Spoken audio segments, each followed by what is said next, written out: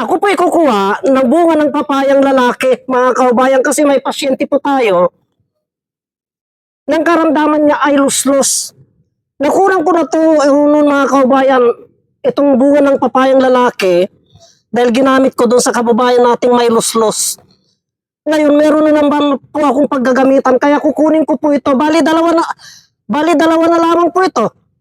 Ito. Hindi ko basta-basta kinukuha itong mga kaubayan, kasi inuunti-unti ko po, at meron na naman tumutubo na isang piraso. Yung po, mga kaubayan, no? Lapitan po natin, tignan po natin, mga kaubayan, para makita nyo po yung itsura ng bunga ng papayang lalaki, gamot sa luslos. Lapitan po natin. Yan po, mga kaubayan, no? Yan po ang bunga ng papayang lalaki, mga kaubayan, palakyan po natin. Ayan po. Yan. Meron na naman pong isa na tumutubo. Noong nakarang linggo, kinunang ko na po yan kasi may ginamot po ako na ating kababayan na may luslos.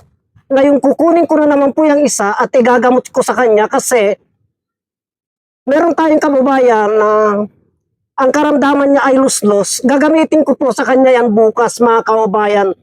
Bali, palitin ko na po itong camera. Yan, para masungkit ko po. Ang problema nito, mga kaubayan, kung paano ko po makukuha ngayon to. Kasi wala po akong panungkit eh. Kailangan sungkitin ko po ito para makuha ko po, mga kaubayan. Kasi kailangan ko po ito, mga kaubayan eh. Kaya kailangan masungkit ko po ito. Hahanap po ako ng panungkit.